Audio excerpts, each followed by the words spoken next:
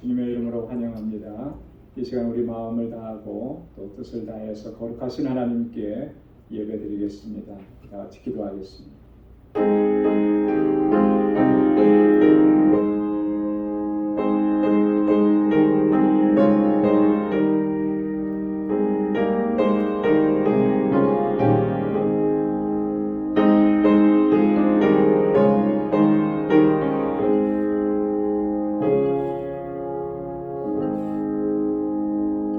새 노래로 여호와께 찬송하라. 대저 기이한 일을 행하사 그 오른손과 거룩한 팔로 자기를 위하여 구원을 베푸셨도다. 여호와께서 그 구원을 알게 하시며 그 의를 열방의 목전에 명백히 나타내셨도다. 저가 이스라엘 집에 향하신 인자와 성실을 기억하셨으므로 땅의 모든 끝이 우리 하나님의 구원을 보았도다. 아멘. 자비하시고 은혜가 풍성하신 여호와 하나님 아버지, 오늘도 주님의 거룩하신 보좌 앞으로 저희들을 불러주시고 이 시간 이렇게 우리 마음을 다하고 힘을 다하여 하나님을 예배하며 찬양하며 아버지께 영광 돌리게 하시니 감사합니다. 이 세상에서의 삶이 비록 지치고 상하고 찢기었사오나 이 시간 주님 앞에 나와서 온전하게 회복되어지는 하나님의 은혜를 더하여 주옵소서. 우리의 불의함과 우리의 연약함과 우리의 불순종을 주님 앞에 고백합니다. 주님 용서하여 주옵시고 우리를 이 시간 다시금 정결하게 하시고 거룩하게 하셔서 하나님께서 받으시는 산 제사를 주님께 올려드리는 저희들 되게 하여 주옵소서. 주 성령께서 우리를 주장하시고 이 예배를 기뻐 흠양해 주옵시며 오늘도 예비하신 주님의 은혜와 주님의 평강의 복으로 덧입혀 주옵소서. 이 예수님의 이름으로 기원하옵나이다. 아멘. 전능하사 천지를 만드신 하나님 아버지를 내가 믿사오며 그 외아들 우리 주 예수 그리스도를 믿사오니 이는 성령으로 잉태하사 동정녀 마리아에게 나시고 본디오 빌라도에게 고난을 받으사 십자가에 못 박혀 죽으시고 장사한 지 사흘 만에 죽은 자 가운데서 다시 살아나시며 하늘에 오르사 전능하신 하나님 우편에 앉아 계시다가 저리로서 산 자와 죽은 자를 심판하러 오시리라. 성령을 믿사오며 거룩한 공예와 성도가 서로 교통하는 것과 죄를 사하여 주시는 것과 몸이 다시 사는 것과 영원히 사는 것을 믿사옵나이다. 아멘. 찬양으로 하나님께 영광 돌리겠습니다. 주님 큰 영광 받으소서.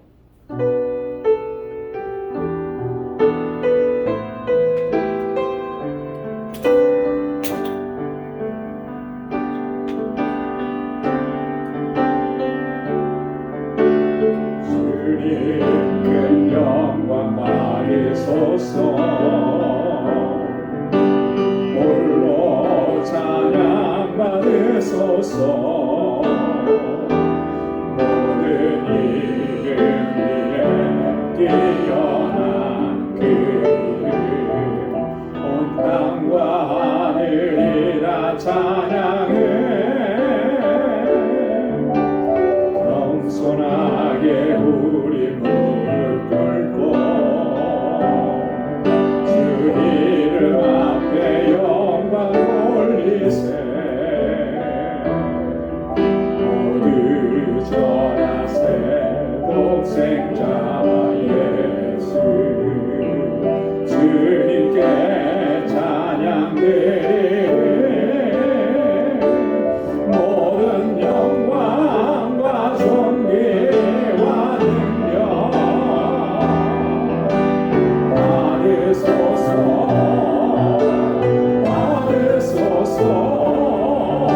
영광과 존귀와 능력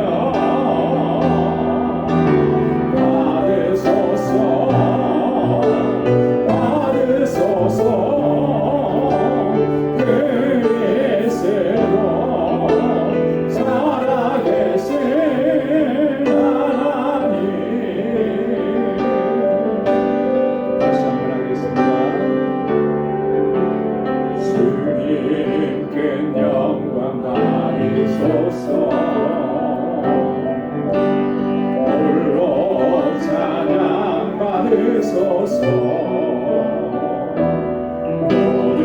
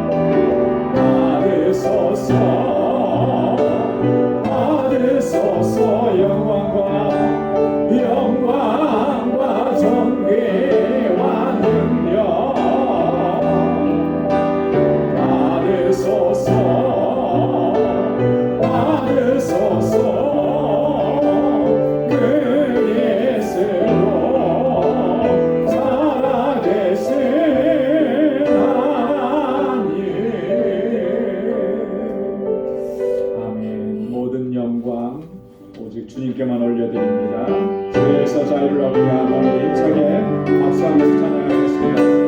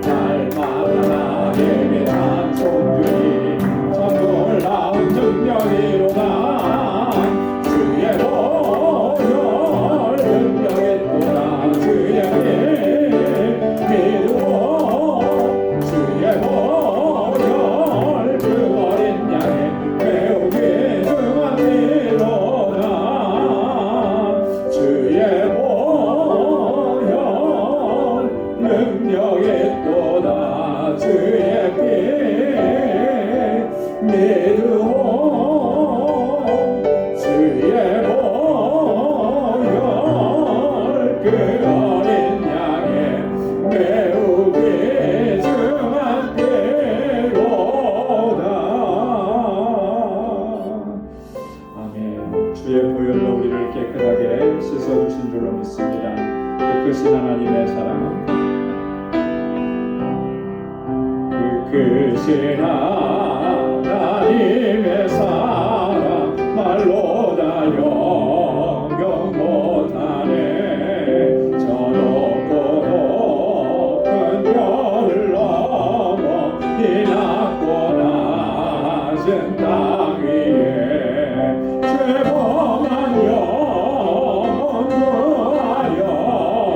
그 아들 보내사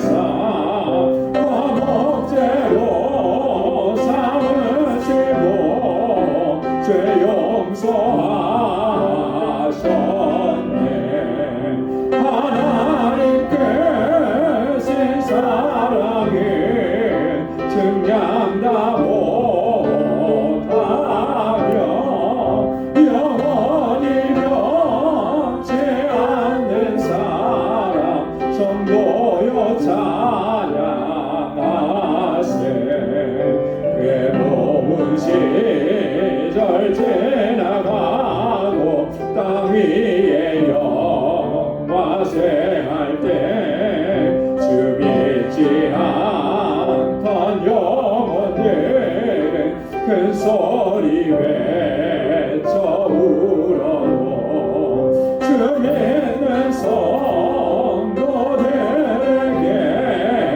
큰 사랑 베푸사 우리의 죄 사했으니 그네 잊을까 하나님 크신 사랑을 증량다 못하며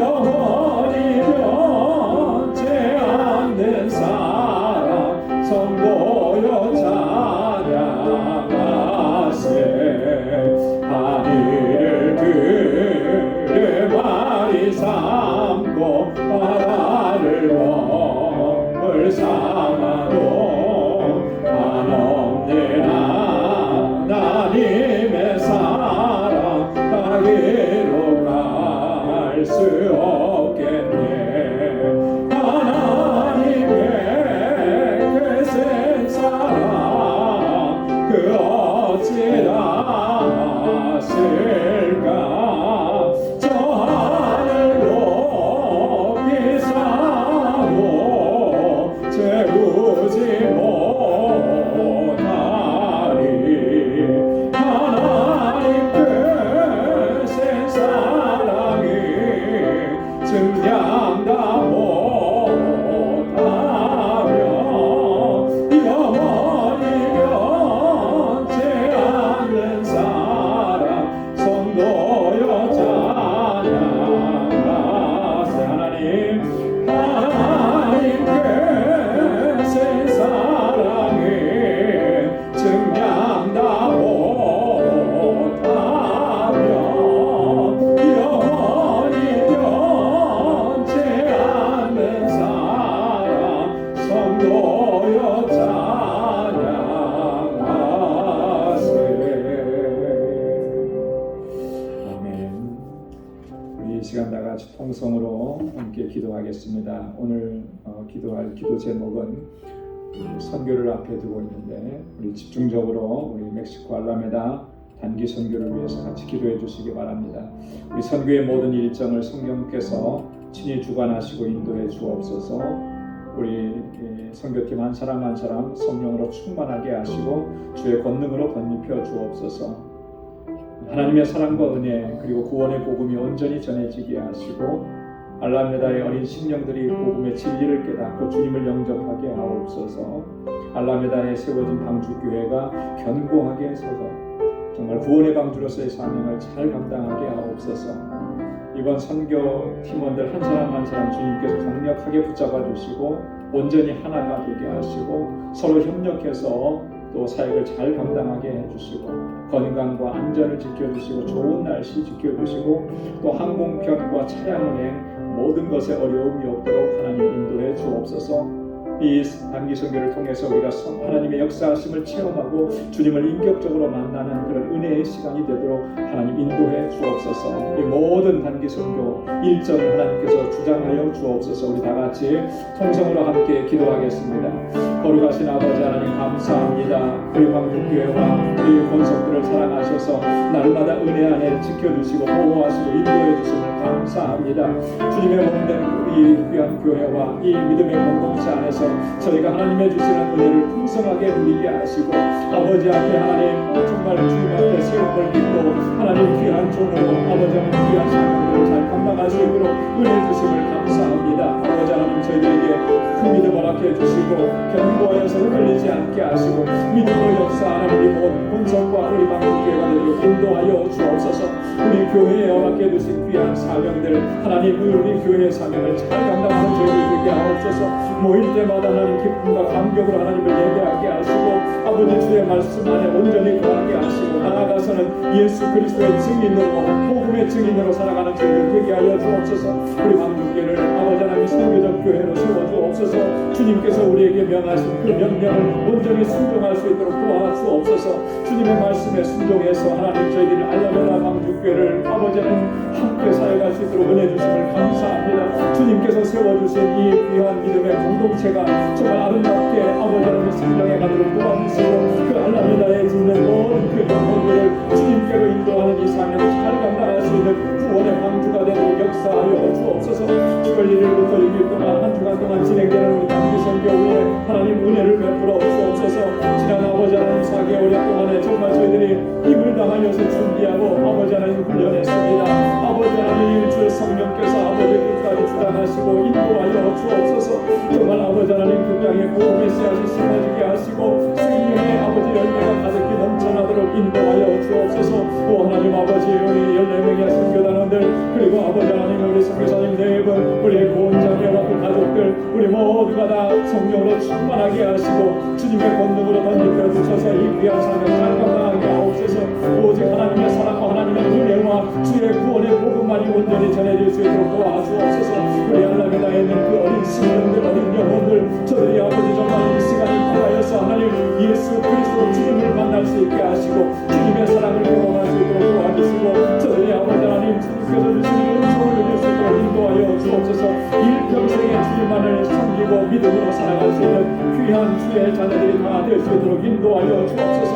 아버지 하나님 우리 알라메다 왕국에 견고하게 세우소서. 정말 그 지역의 영혼들을 다 주님께로 인도하는 귀한 교회가 되게 하시고 우리 아버지 일과 우리 따와 아버지 함께 동행하는 모든 동역자들이 능력 가운데 주님께서 붙잡아 주셔서 귀한 이 사명을 잘 감당할 수 있도록 인도하여 주옵소서. 우리 선교단원들 한 사람 한 사람 주께서 아버지 장중에 붙들어 주시고 우리 모두가 한 마음과 한 뜻이 되도록 도와주옵소서. 서로 위로하고 격려하고 협력하며 함께 하나님의 뜻을 이루어갈 수 있도록 인도해 주옵소서. 건강을 지켜주시고 영적으로 강건하게 붙잡아 주시고 아버지 안전하게 하옵시고 좋은 날씨도 허락해 주옵소서. 오고 가는 모든 일정과 여정이 하나님 한치의 오차도 없게 하시고 어려움이 없도록 도와주시고 또 하나 어려움과 힘든 일이 있어도 능히 감당하고 이겨낼 수 있도록 인도하여 주시옵소서. 그래서 우리 모두가 다 하나님의 역사하심을 체험하게 하시고 주님을 인격적으로 만나게 하시고 정말 우리의 일생 일대에 하나님 우리의 신앙의 여정의 터닝 포인트가 될 수 있도록 하나님 은혜 베풀어 주시옵소서. 하나님 아버지 이 단기 선교 사역을 통하여서 하나님 아름다운 열매가 풍성하게 맺혀지도록 인도하여 주옵소서. 아버지께서 함께 하실 줄로 믿습니다. 우리 광주 공동체가 정말 주님의 주신 이 선교적 사명을 잘 감당할 수 있는 우리 모두가 되도록 인도하여 주시옵소서. 주님 함께 하실 줄로 믿습니다. 이 시간도 주의 말씀으로 우리를 새롭게 하여 주옵소서. 감사하고 예수님의 이름으로 간절히 기도드리옵나이다. 아멘. 할렐루야. 할렐루야. 우리 저녁마다 우리 선교팀 나와서 기도로 준비하고 또 훈련합니다. 우리 여러분들도 같이 나오셔서 같이 함께 기도해 주시면 큰 힘이 될 것 같아요. 내일과 모레 계속해서 7시 반에 모이니까 함께 나오셔서 기도해 주시면 고맙겠습니다. 이제 우리 하나님의 말씀을 같이 묵상하도록 하겠습니다. 우리 에베소서 2장 1절로 10절 말씀 다시 한번 우리가 같이 공독하겠습니다. 에베소서 2장 1절로 10절 말씀 한 절씩 교독하겠습니다. 너희의 허물과 죄로 죽었던 너희를 살리셨도다. 그때 너희가 그 가운데서 행하여 이 세상 풍속을 쫓고 공중의 권세자 권세를 따랐으니 곧 지금 불순종의 아들들 가운데서 역사하는 영이라. 전에는 우리도 다 그 가운데서 우리 육체의 욕심을 따라 지내며 육체와 마음에 원하는 것을 하여 다른 이들과 같이 본질상 진노의 자녀이었더니 공의에 분성하신 하나님이 우리를 사랑하신 그 분사함이라. 허물로 죽은 우리를 그리스도와 함께 살리셨고 너희가 은혜로 구원을 얻은 것이라. 또 함께 일으키사 그리스도 예수 안에서 함께 은혜하시니 이는 그리스도 예수 안에서 우리에게 자비하심으로써 그 은혜의 지극히 풍성함을 오는 여러 세대에 나타내려 하심이니라. 너희가 그 은혜를 인하여 믿음으로 말미암아 구원을 얻었으니 이것이 너희에게서 나는 것이 아니요 하나님의 선물이라. 행위에서 난 것이 아니니 이는 누구든지 자랑치 못하게 함이니라. 우리는 그의 만드신 나라 그리스도 예수 안에서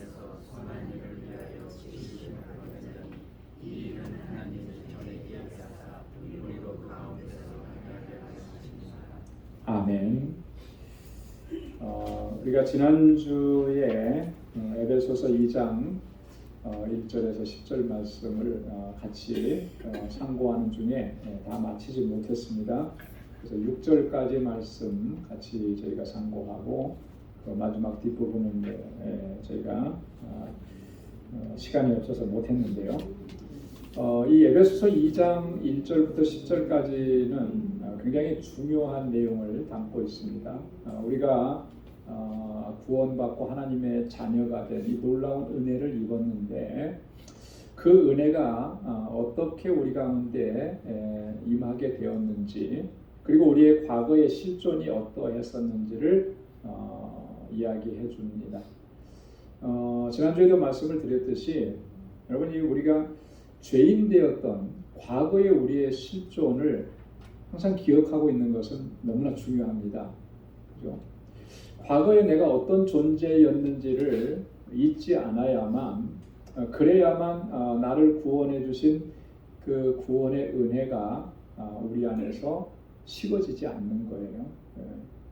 그래서 늘 그 은혜에 감사하게 되고 또 늘 겸비한 마음을 갖게 되고, 과거의 나의 모습을 잊어버리면, 그렇잖아요. 오늘의 나의 모습만 기억하고 있으면 그것 때문에 사람이 마음이 높아집니다. 그래서 우리 속담에 그런 속담이 있죠. 개구리 무엇적 생각 못한다고요? 개구리 올챙이적 생각 못한다. 그죠? 개구리가 지금의 이렇게 큰 개구리가 되려고 하면은 반드시 그 과거에 있었던 그런 때가 있어요. 그죠? 팔다리가 없는, 그죠? 꼬리로만 움직이는 올챙이 시절이 있었던 거예요. 그러다가 점점 시간이 지나니까 다리도 나오고 이렇게 큰 개구리가 된 건데, 그 시절을 생각 못하고 그냥 내가 지금 이 상태만 생각하면 그 사람은 누구나 다 그래서 교만하게 되는 거죠. 바울이 고백하는 내용을 이렇게 보면 항상 바울은 그 고백을 강조하고 항상 그렇게 자신을 인식하고 살았어요. 나는 죄인 중에 괴수라. 내가 예전에 예수님을 핍박했던 사람이고 예수 믿는 사람들을 옥에 가뒀던 사람이고 정말 지옥에 떨어져도 가장 깊은 지옥에 떨어질 수밖에 없는 그런 존재인데, 나 같은 이런 죄인을, 괴수를 하나님께서 구원해 주셨다라고. 내가 그런 실존이었는데 하나님께서 나를 건져주시고 용서해 주시고 자녀 삼아 주셨다. 항상 과거의 자신의 실존을 잊어버리지 않으니까 오늘 내가 구원받고 은혜로 또 그리고 주신 사명을 감당하는 것들이 이게 무거운 짐이 안 되고 늘 감사하고 늘 기쁘고 은혜 안에서 충만하게 그렇게 사역을 감당할 수가 있었다라고 하는 것이죠. 그래서 오늘 1절부터 3절까지 있었던 우리가 본질상 진노의 자녀였었다라고 하는 것, 우리가 그거 잊어버려서는 안 된다라고 하는 거죠. 그때는 2절에 있는 것처럼 우리가 세상 풍속을 쫓고 공중 권세 잡은 자를 따랐다. 불순종의 아들들 가운데 역사하는 영이라는 거예요. 여러분, 그렇게 그것을 따라가게 되면 결국은 뭐예요? 멸망이잖아요. 심판이잖아요. 그죠? 영원한 지옥 형벌이죠. 그랬던 나였다라고 하는 거죠. 3절에도 보면 그래서 우리는 본질상 진노의 자녀였다 이렇게 얘기했는데, 여러분, 본질상 진노의 자녀였다. 본질상이라고 하는 게 무슨 의미라고 그랬습니까? 우리의 원죄를 가리키는 거예요. 원죄. 그죠? 태어나면서부터 우리는 죄인으로 태어났고 그 상태에서 하나님께서 나를 건져내시지 않았다면 그 죄 때문에 우리는 영원한 형벌 가운데 떨어질 수밖에 없는 그런 존재였다라고 하는 거. 이걸 꼭 기억해야 한다라고 하는 거죠. 그런 우리들을 4절부터 6절까지 말씀해 보면 그리스도와 함께 다시 살려주셨다 그러잖아요. 다시 살려주셨다. 자, 그렇게 다시 살려주실 때, 우리를 다시 살리실 때 하나님 안에 있는 뭐가 작동했냐면 긍휼이 풍성하신, 그 풍성하신 긍휼이 또 그 큰 사랑으로 우리를 구원해 주셨다라고 하는 거예요. 우리를 향하신 그 큰 사랑, 우리를 사랑하신 그 큰 사랑. 여러분, 그 하나님의 사랑을 우리가 측량할 수 있겠습니까? 우리 아까 찬송 불렀잖아요. 404장. 그 크신 하나님의 사랑. 여러분, 그 크신 하나님의 사랑을 우리가 측량할 수 있느냐면 측량할 수가 없는 거예요. 이 세상 어디에서도 하나님의 사랑과 비교할 수 있는 그런 사랑은 존재하지 않습니다. 그래도 가장 하나님의 사랑에 조금이라도 근접했다는 사랑은 어떤 사랑이겠어요? 부모님이 자녀를 사랑하는 그 사랑이죠. 그죠?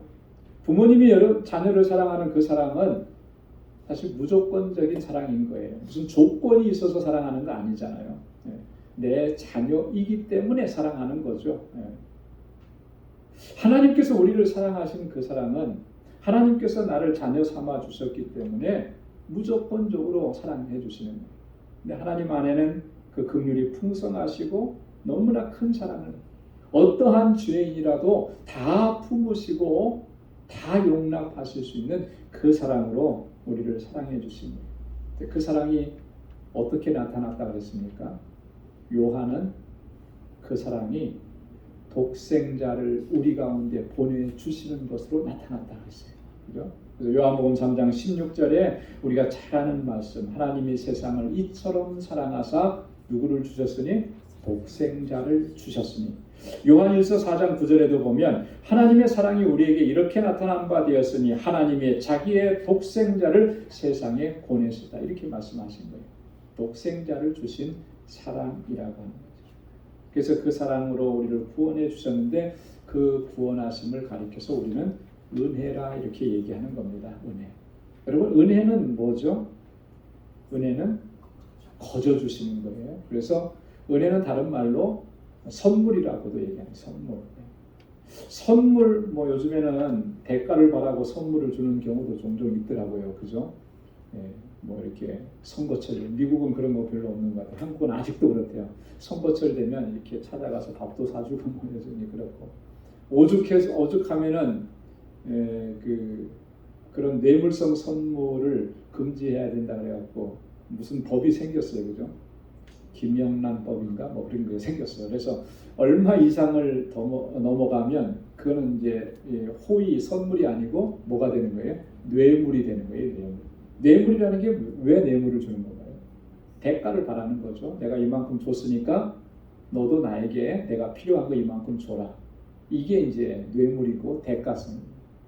선물, 그건 선물이 아닌 거죠. 선물은 아무런 대가가 없는 거예요. 거저 주신 거예요. 가만히 생각해 보면 그래요. 하나님께서 우리에게 거저 주신 것들은요, 값으로 환산할 수가 없는 거예요. 그래요? 값으로 환산할 수 있는 것은 그렇게 가치 있는 건 아닌 것 같아요. 값비싼 가치가 있는 건 아닌 것 같아요. 그죠? 뭐 보석이 막 굉장히 비싸다고 하잖아요. 그래서 뭐 다이아몬드 뭐 이런 게 몇 캐럿짜리 하면 뭐 엄청난 돈이고, 그게 아무리 비싼 보석이라 할지라도 값으로 일단 매겨진 것은 그렇게 큰 가치가 있는 게 아닌 거예요. 정말 중요한 것들은요, 돈으로 환산할 수가 없죠. 근데 하나님께서 그건 다 우리에게 거저 주신 거예요. 누구에게 다 공평하게 거저 주신 거예요.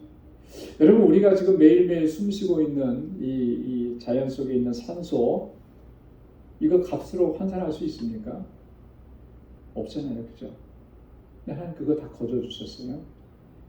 만약에 산소가 부족하면, 저는 아직 올라가 보지 못했습니다만 항상 우리 윤도건 선교사님 올라오라고 하는데, 라파스에 올라가면 산소가 70% 정도밖에 없대요. 우리가 여기서 100%인데 거기. 그래서 숨쉬기가 힘들고 고산병이 걸리고 건강한 사람도 가서 쓰러지고 그런다는 거예요. 산소가 부족하니까.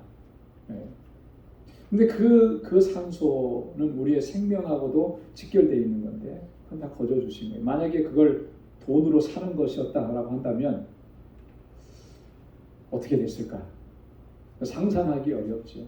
하나님께서는 다 우리에게 거저 주신 거예요. 가장 고귀한 게 뭐겠습니까? 구원의 은혜죠. 그죠? 생명을 주시는 거 아니겠습니까?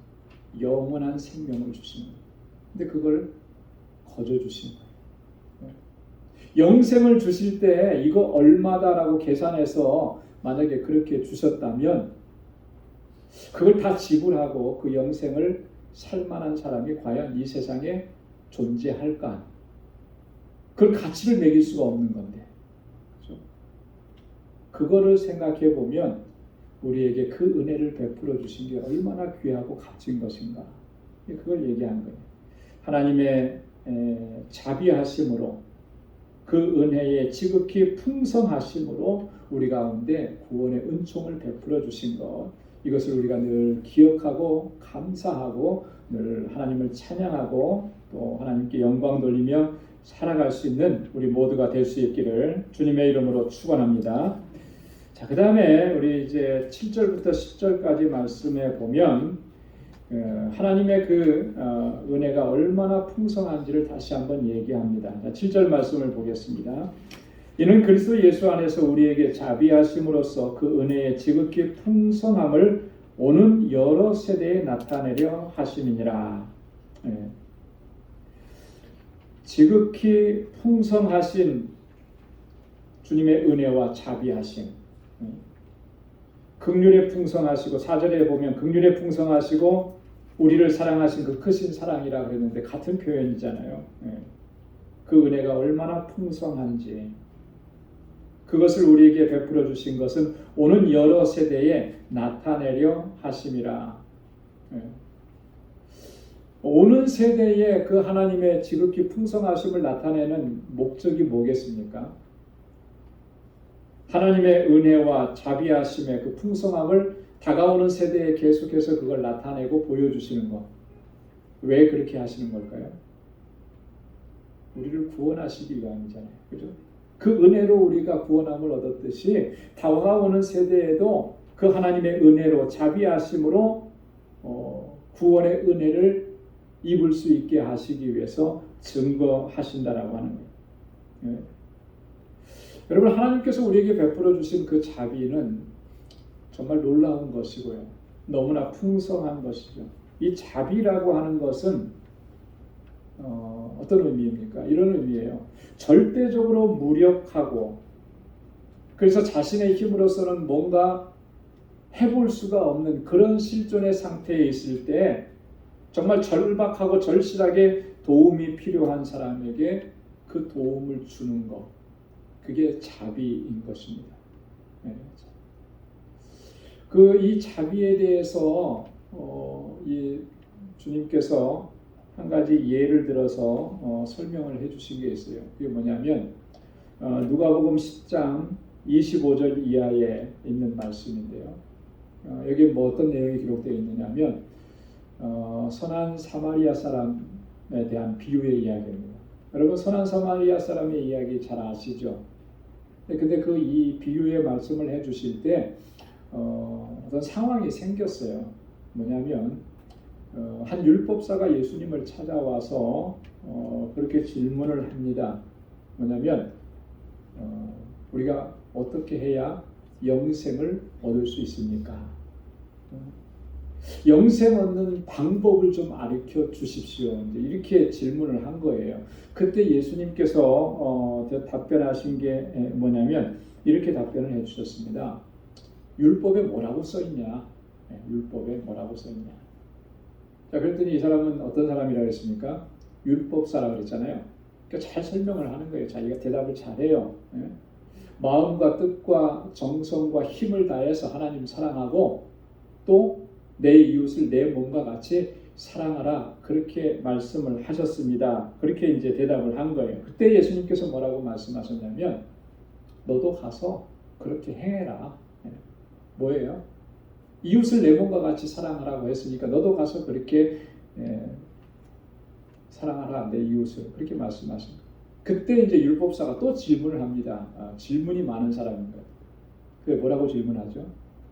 그러면 내 이웃이 누구입니까? 이런 질문을 한 거예요. 그때 이 선한 사마리아 사람의 비유를 말씀을 해주신 겁니다. 어떤 사람이 길을 가다가 강도를 만나서 거반 죽게 되었어요. 그 모습을 보고 제사장이 보고 그냥 지나쳐갑니다. 그리고 레위인이 보고 그냥 지나쳐가요. 근데 당시 유대인들이 그렇게 정말 정죄하고 비난하고 멸시했던 이 사마리아 사람은 가다가 지나갈 수가 없는 거예요. 내려가지고 이 사람을 돌봐주고 그리고 나서 이 부탁을 하는 거죠. 내가 다시 돌아올 때까지 이 사람을 잘 돌봐주십시오. 굉장히 위험한 상황이죠. 자기도 그렇게 될 수 있는 상황인데 그런 것 아랑곳하지 않고 그를 도와줍니다. 그렇게 했어요. 자, 이 얘기를 해주고 나서 예수님이 이제 질문을 해요. 다시. 이 강도 만난 사람의 이웃이 누구냐? 너는 누구라고 생각하느냐? 그때 율법사가 뭐라고 대답합니까? 이렇게 대답해요. 자비를 베푼 자니이다. 자비를 베푼 자니이다. 자비라는 거는 그런 거라는 거죠. 자비는 이런 거라는 거예요. 그죠? 자비가 뭐냐라고 우리가 설명하자고 했을 때 바로 이게 자비라는 거죠. 강도 만난 사람을 도와주고 치료해주고 그의 생명을 보존해주고 보호해주고 지켜주고 자기의 위험을 무릅쓰고 그를 다시 안전하게 치료하고 이렇게 하는 모든 것들이 자비라고 하는 거예요. 그래서 예수님께서 이 율법사에게 다시 가서 너도 가서 그렇게 해라 이렇게 말씀을 하신 거죠. 하나님께서 우리에게 자비를 베풀어 주셨잖아요. 그 자비하심으로 우리를 구원해 주셨고 우리에게 영원한 생명을 허락해 주셨고 그 하나님의 자비를 입은 사람이라면 마땅히 당연하게 우리의 형제와 이웃에게 그 자비를 베풀어야 된다라고 하는 것이 우리 주님의 말씀인 것입니다. 그래서 저와 여러분들도 주님께로부터 받은 그 사랑과 그 자비하심으로 또 우리의 형제와 이웃과 특별히 고난당하고 어려움 가운데 정말 힘들고 고통 가운데 있는 그런 이웃들에게 그 사랑과 그 자비를 나누어 줄 수 있는 우리 모두가 될 수 있기를 주님의 이름으로 축원합니다. 우리 8절 말씀 우리 보면 8절의 말씀에서 아주 중요한 원리를 우리에게 증거합니다. 우리 8절 말씀을 우리 한번 같이 읽어보도록 하겠습니다. 너희가 그 은혜를 인하여 믿음으로 말미암아 구원을 얻었나니 이것이 너희에게서 난 것이 아니요 하나님의 선물이라. 아멘. 우리가 구원을 얻게 되는 과정을 아주 간략하게 핵심적인 내용만 소개를 했습니다. 근데 이게 굉장히 중요한 부분이죠. 자, 우리가 어떻게 구원을 얻었다 그랬습니까? 그 은혜로 인하여, 그 은혜를 인하여, 그 다음에 뭐예요? 믿음으로 말미암아. 은혜를 인하여 믿음으로 말미암아. 자, 이제 뭐가 먼저 우선순위가 있어요? 은혜가 우선순위. 그죠? 은혜. 은혜가 우리에게 먼저 임한 거예요. 은혜가 임하고 그 다음에 그 은혜에 대한 반응이 뭐냐면 믿음으로 반응한 거죠. 그랬더니 우리가 그 결론이 뭐예요? 우리가 구원함을 얻었다라고 하는 것입니다. 은혜라고 하는 것은 뭐 아까도 계속해서 반복해서 말씀을 드렸던 것처럼 하나님께서 우리 죄인들에게 값없이 조건 없이 베풀어 주시는 그 사랑이에요. 그 자비예요. 그 긍휼이에요. 이게 은혜인 것입니다. 값없이 거저 주신 선물들이라고 하는 거죠. 그러면 믿음이라고 하는 건 뭔가? 믿음이라고 하는 것은 우리가 정말 겸손하게 그 은혜를 받아들이는 게 믿음이라고 하는 거예요. 하나님께서 우리에게 베풀어 주신 은혜를 겸손하게 감사함으로 받아들이는 게 그게 믿음인 것입니다.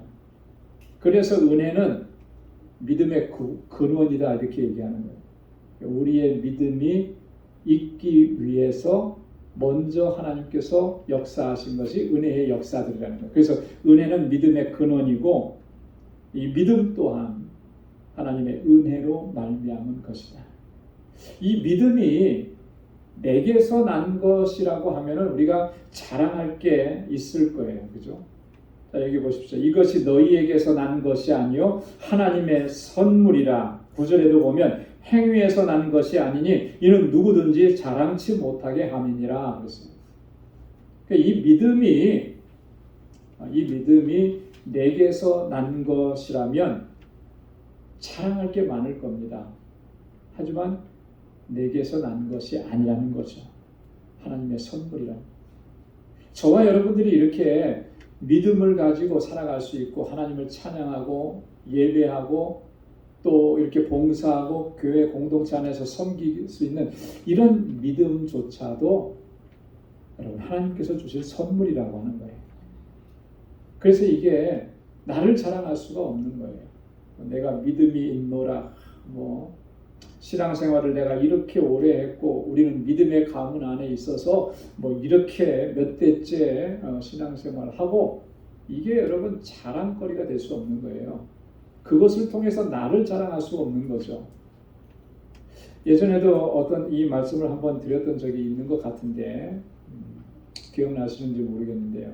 오래전이래요. 한국의 목사님들 그룹이 우리 기독교의 초기 기독교의 부흥의 역사들 이런 것들을 이제 알아보기 위해서 이 유럽에 있는 그 교회들을 이제 방문을 했다는 거예요. 근데 이미 그때 당시 유럽에 있는 교회들이 다 쇠퇴해져 가는 그런 시대잖아요.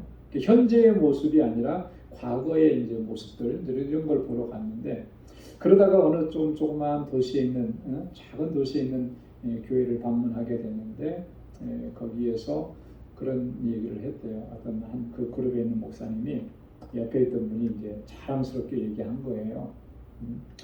이 목사님 가정은 4대째 목회자 가정이라고. 그러면서 당당하게 자랑스럽게 얘기했어요. 그랬더니 그 시골에서 목회하시던 그 외국인 교회 목사님이 가만히 계시더니 저희는 지금 13대째 목회자 가정입니다. 이렇게 얘기를 하더래요. 그래서 유구무원이 돼가지고 돌아왔다. 자랑하고 싶었던 거죠. 충분히 어떻게 보면 자랑거리가 될 수도 있어요. 그죠? 근데 과연 그게 정말 자랑거리이겠느냐라고 하는 거죠. 우리가 믿음으로 믿음 생활하고 믿음의 가문을 이어가고 우리 할아버지 중조 할아버지 때부터 우리가 신앙생활해서 이렇게 정말 믿음의 가정을 이루어가는 것 이게 은혜고 감사한 거는 맞는데 그게 하나님께서 그렇게 역사하신 것에 대한 하나님을 높이고 하나님을 자랑해야 되는 것이 그게 내 자랑이 되면 안 되잖아요. 그죠? 우리 가문의 자랑이 되면 안 되는 거잖아요. 왜요? 믿음 주신 거 하나님의 선물인데, 그죠? 하나님께서 행하신 일인데 너희에게서 난 것이 아니라 하나님의 선물이라 그랬잖아요. 이거 우리가 잊어버려서는 안 되는 거예요. 그죠? 하나님께서 내게 은혜를 주셨고 그 은혜를 받을 수 있는 믿음도 하나님께서 선물로 주셨고 그래서 믿게 되었고 그 믿음으로 말미암아 구원을 얻게 된 것. 이 모든 것이 다 내게서 난 것이 아니라 하나님의 선물인 거예요. 행위에서 난 것이 아니라 그러니 누구든지 자랑치 못하리라. 행위에서 낸 것이 아니다. 아주 분명하게 못을 박습니다. 바울이 왜 이렇게 행위에서 난 것이 아니다라고까지 얘기하겠습니까? 당시 그 초대 교회에 바울이 복음을 전하고 또 교회를 개척하고 세우고 이랬을 때 그 교회들의 침투에 들어왔던 율법주의자들의 영향 때문에 그런 거예요. 여러분 유대 율법주의자들은 뭘 강조한 거냐면 행위를 강조한 거죠. 자신들의 유대인들처럼 할례를 받고 또 율법을 철저하게 지켜 행함으로 말미암아 구원을 얻는 것이지 예수 믿는다고 구원받는 거 아니다. 그게 전부가 아니다. 이거를 자꾸 바울이 세운 교회 안에서 강조하는 거예요. 그러다 보니까 혼란이 생기는 거죠. 오늘날에도 보면은 그런 영향을 많이 받고 있는 것 같아요. 우리가 신앙생활을 하면서도 이 행위라고 하는 측면 이 부분이 이 구원과 연결되어서 그것을 강조하는 이런 어떤 풍조가 없지 않아요. 많이 있습니다. 예를 들어서 교회 안에서 헌금을 많이 해야 그래야 하나님께서 더 많이 축복해 주시고 또 자손들도 잘 되게 해 주시고 대대로 복을 받고 구원받고 이렇게 된다. 캐톨릭에서는 아직도 이런 사상들이 있습니다. 그래서 그런 사상을 공로주의 사상이라 그렇게 얘기를 해요. 그리고 잉여 공로설이라고 하는 게 잉여 공로설 많이 들어보셨죠? 내게에서 나를 구원하고도 넘치는 그런 공로로 그 공로가 모자라는 사람이 혜택을 받고 그 사람도 구원의 은혜를 입는다라고 하는 거예요. 이런 논리가 잉여 공로설입니다. 그래서 그들은 성인들의 이름으로 기도를 많이 해요. 그죠? 연도라고 하는데 들어보셨죠? 성인의 이름들을 쫙 불러가면서 이제 기도해요. 그 사람의 공로로 내가 구원받게 해주시고 그 사람의 공로로 지금 죽은 이 사람이 연옥에 갈 수 있게 해달라고 그렇게 기도하는 거예요. 왜? 지금은 보니까 공로가 좀 모자라는 것 같아. 그게 채워져. 자, 이런 사상이 있었기 때문에 종교개혁 시대에 뭐가 성행할 수 있었습니까? 면죄부가 판매될 수가 있었던 거예요. 면죄부가. 그 면죄부를 사기만 하면 내 죄가 다 씻어지는 거예요. 그 면죄부를 많이 사면 살수록 우리의 가족 식구들이 다 구원받는 거예요. 이런 사상들이 있는 거예요. 여러분 혹시라도 우리가 신앙생활하면서 그런 사상과 그런 개념을 조금이라도 우리가 가지고 있다면 우리가 정말 잘못 믿는 거죠. 잘못 믿는 거. 물론 우리가 믿음과 행위라고 하는 것은 우리 신앙생활에 있어서 다 중요합니다. 믿음으로 구원받는다고 해서 행위에 대해서 그러면 그거는 뭐 이그노해도 되는 거냐면 그렇지 않은 거예요. 야고보가 그래서 그 부분을 강조 많이 했죠. 믿음만이 아니라 행위로 말미암아 구원하는 것. 이게 무슨 말이냐면 믿음과 행위는 항상 같이 움직이는 것이다라고 하는 거예요. 그죠? 그래서 이 믿음과 행위라고 하는 것은 동전의 양면과 같다라고. 동전을 보면 앞면이 있고 뒷면이 있어서 이걸 굴리게 되면 앞뒷면이 같이 붙어 있으니까 같이 굴러가는 거죠. 믿음이 있노라 하고 행위가 없는 거 그거 진짜 믿음 아니라는 거죠. 행위만 강조하고 믿음을 도외시하는 거 그거 진짜 믿음 아니라는 거예요. 자, 그러면 어떤 관계이길래 그렇게 얘기하는가? 믿음은 우리의 구원과 관계 있고 행위도 우리의 구원과 관계가 있습니다. 근데 그 행위라고 하는 것은 구원의 조건이 아니라 하나님께서 나에게 베풀어 주신 그 구원에 감사해서 그죠? 감사해서 하나님의 말씀대로 주님의 뜻대로 주님의 선하신 뜻을 쫓아서 순종하면서 행하는 것을 의미하는 거예요. 그래서 이 행위는 그리스도인들의 믿음으로 사는 사람들의 행위는 그게 구원의 조건이 아닌 겁니다. 그래서 여러분 우리가 하나님의 은혜가 감사하기 때문에 그렇게 열심히 봉사하고 섬기고 또 하나님의 말씀대로 순종하면서 살아가는 거예요.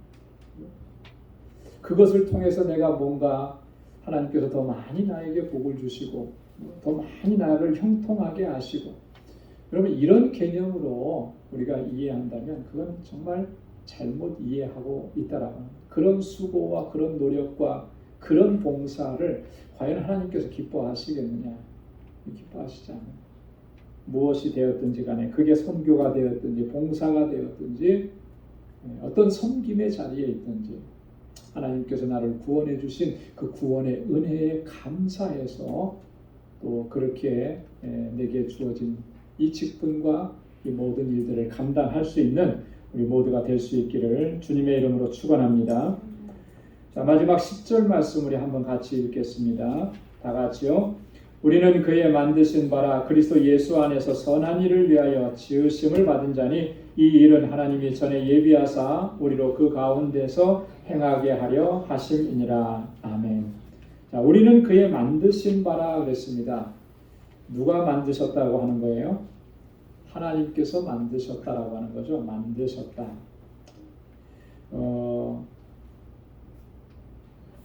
하나님께서 만드셨다라고 했을 때 이 하나님의 만드심은 우리가 뭘 생각할 수 있느냐면 하나님의 창조의 역사를 생각할 수가 있어요. 그죠? 창세기 1장에 보면 하나님께서 온 우주 만물을 다 창조하시고 마지막에 누구를 창조하셨습니까? 사람을 창조하셨죠. 그래서 창세기 1장과 2장에 있는 이 하나님의 천지 창조 그리고 우리 인간을 창조하신 이 일, 그 일을 설명할 때 쓰는 단어와 만드심이라는 단어와 또 우리를 그리스도 안에서 새롭게 창조하는 것. 그래서 사도 바울은 고린도후서 5장 18절에서 5장 17절에서 뭐라 그랬습니까? 우리는 새로운 피조물이라고 했잖아요. 이 피조물이라고 하는 말이 만들어졌다라고 하는 거예요. 하나님께서 우리를 그리스도 안에서 새롭게 만드셨다라고 합니다. 하나님이 처음에 창조하셨을 때 그 창조, 만드심이라고 하는 단어와 그리스도 안에서 우리를 새롭게 만드셨다라고 했을 때 그 만드심 단어가 같은 단어를 사용합니다. 헬라어로는 같은 단어. 포이메오라는 그 단어를 쓰는데 같은 걸 써요. 자, 그러니까 이게 의미하는 바가 뭐겠습니까? 하나님의 처음 창조와 우리를 새롭게 창조하시는 이 창조가 같은 개념이라고 하는 거죠. 같은 개념. 하나님이 우리를 그렇게 만들어 주신. 그래서 우리를 새롭게 창조하실 때, 그 우리를 새로운 피조물로 만드실 때, 그 하나님의 역사는 마치 아무것도 없는 곳에서 우리 인간을 흙으로 빚으셔서 또 그 코에 생기를 불어넣으셔서 생명이 되게 하신 것. 그런 하나님의 창조의 역사를 우리에게 허락해 주셨다라고 하는 거죠. 놀랍지 않습니까? 그죠? 네. 하나님께서 우리를 그렇게 만들어 주셨어요. 근데 그렇게 하신 목적이 뭐냐라고 했을 때 뭐라고 얘기했습니까? 선한 일을 위하여 지으심을 받은 자라. 하나님께서 선한 일을 위해서 우리를 그렇게 만드셨다라고 합니다. 여러분, 아담과 하와를 하나님께서 처음 창조하시고 그들을 창조하신 목적을 분명하게 하나님 말씀해 주셨죠. 창세기 1장 28절에 그죠? 그래서 하나님께서 아담과 하와를 창조하시고 생육하고 번성하라 그러고 하나님께서 만드신 모든 세계를 다스리라 그랬어요. 그죠? 이게 처음 창조된 아담과 하와에게 주신 그들의 사명이었던 거예요. 자, 그런데 그들이 하나님의 명령을 불순종하는 바람에 그 하나님께서 주신 사명을 제대로 감당하지 못했던 것이죠. 우리를 새롭게 창조하신 하나님께서 우리에게 또 사명을 주신 겁니다. 그랬기 때문에 바울이 뭐라고 했었냐면 선한 일을 위해서 지으심을 받은 자라. 하나님의 우리를 새롭게 창조하신 새 창조의 목적은 하나님의 선하신 뜻을 위한 거라는 거예요. 우리가 이거 꼭 기억해야 하는 것입니다. 왜 우리를 구원하셨는가? 왜 우리를 하나님의 자녀가 되게 하셨는가? 목적이 있는 거예요. 하나님의 선하신 뜻을 이루게 하시는 목적이라는 거예요. 그래서 로마서 12장 2절에서 바울이 그렇게 권고했지 않습니까? 너희는 이 세대를 본받지 말고 오직 마음을 새롭게 함으로 변화를 받아 하나님의 선하시고 기뻐하시고 온전하신 뜻이 무엇인지 분별하도록 하라. 할렐루야. 하나님의 선하시고 기뻐하시고 온전하신 뜻이 뭐냐? 하나님 선하게 여기시는 그 하나님의 뜻이 무엇인지 그걸 늘 분별하면서 그 뜻에 순종하면서 살아가야 된다라고 하는 거죠. 골로새서 1장 10절에도 보면 주께 합당히 행하여 범사에 기쁘시게 하고 모든 선한 일에 열매를 맺게 하시며 하나님을 아는 것에 자라게 하시고. 그럼 바울이 골로새 교회 성도들을 위해서 기도할 때 이렇게 기도한 거예요. 이 골로새 교회 성도들이 주님 앞에서 합당하게 행하고 범사에 하나님을 기쁘시게 하는 삶을 살아가고, 그리고 다음에 뭐라고 했습니까? 모든 선한 일에 열매를 맺게 하시고, 선한 일에 열매 맺게, 선한 열매를 맺게 하시고. 이번에 우리 단기 선교의 주제가 뭐죠? 성령의 열매예요. 성령의 열매. 우리 알라메다에 있는 그 심령들 가운데 성령의 열매가 풍성하게 맺혀지기를 원하는 마음으로 그 주제를 가지고 나가. 우리 그리스도인들 한 사람 한 사람 예수 그리스도의 구속의 은혜로 말미암아 새 생명을 얻은 우리 안에 뭐가 맺혀져야 되겠습니까? 선한 열매. 선한 열매. 하나님께서 선하게 여기시는 그 열매가 맺혀져야 하는 거예요. 히브리서 13장 21절에도 보면 모든 선한 일에 너희를 온전케 하사 자기 뜻을 행하게 하시고 그 앞에 즐거운 것을 예수 그리스도로 말미암아 우리 속에 이루시기를 원하노라. 영광이 그에게 세세 무궁토록 있을지어다. 아멘. 모든 선한 일에 너희를 온전케 하시고, 선한 일을 행하는데 온전하게 하시고 자기의 뜻을 행하게 하시고. 누구의 뜻이에요? 여기서 자기라 그러니까 내 뜻이 아니잖아요. 그죠? 하나님의 뜻이잖아요. 하나님의 뜻을 행하게 하시고. 여러분, 우리를 이렇게 새롭게 창조하시고 새로운 피조물로 만드신 목적이 분명한 겁니다. 하나님의 그 선하신 뜻을 이루어가게 하십니다. 하나님 기뻐하시는 뜻을 이루어가게. 그래서 항상 우리가 살아가면서 우리 자신을 돌아봐야죠. 정말 내가 하는 이 모든 일들이 하나님의 기쁨이 되는 건가? 하나님께서 선하게 여기시는 것인가? 만약에 이게 하나님께서 선하게 여기시는 일이 아니라는 판단이 들면 멈춰야죠. 그것이 아무리 나에게 유익을 가져다 주는 일이라 할지라도 멈춰야 되는 것이고, 이게 정말 하나님께서 선하게 여기시는 일이라고 판단이 되면 비록 나에게 손해가 온다 할지라도 그 일은 우리가 감당해내야 하는 것입니다. 그것이 구원의 은혜를 입은 하나님의 백성들의 마땅한 모습인 줄로 믿습니다. 저와 여러분들이 다 그렇게 하나님의 뜻을 이루고 또 하나님의 영광을 위해서 살아갈 수 있기를 주님의 이름으로 축원합니다. 기도하겠습니다. 자비하시고 거룩하신 아버지 하나님, 감사합니다. 오늘 이 저녁에도 저희들을 사랑하셔서 또 은혜 주시고자 하나님을 예배하는 자리로 불러주시고 하나님의 귀한 말씀 또 우리의 마음밭에 새기게 해주셔서 감사합니다. 나를 구원하셔서 하나님의 백성으로 삼아주신 이 놀라우신 하나님의 자비와 긍휼과 은혜를 우리가 단 한순간도 잊지 않도록 도와주시고 그 은혜에 합당한 삶을 살아갈 수 있도록 인도하여 주옵소서. 선한 일을 위해서 우리를 창조하신 하나님, 주님 앞에 늘 하나님의 영광이 되는 삶을 살아갈 수 있게 하시고 하나님의 기쁨이 되는 삶을 살아갈 수 있는 우리 방주 권속들이 되게 하여 주옵소서. 우리의 연약함을 긍휼히 여겨주시고 불쌍히 여겨주시고 날마다 주님의 강하신 팔로 붙들어 주시고 우리의 심령 가운데 주의 영으로 충만하게 채워 주옵소서. 성령의 인도하심을 온전히 순종하며 따라가는 우리 모두가 되도록 인도해 주옵소서. 이제는 우리 주 예수 그리스도의 무한하신 은혜와 하나님 아버지의 크고 놀라우신 사랑과 성령의 위로 교통 충만하심의 역사가 주님의 선하신 뜻에 온전한 순종으로 나아가기로 결단하는 우리 방주의 모든 믿음의 권속들과 또 저들의 가정과 직장, 생업의 터전 위에 이제로부터 영원까지 함께 하시기를 간절히 축원하옵나이다. 아멘.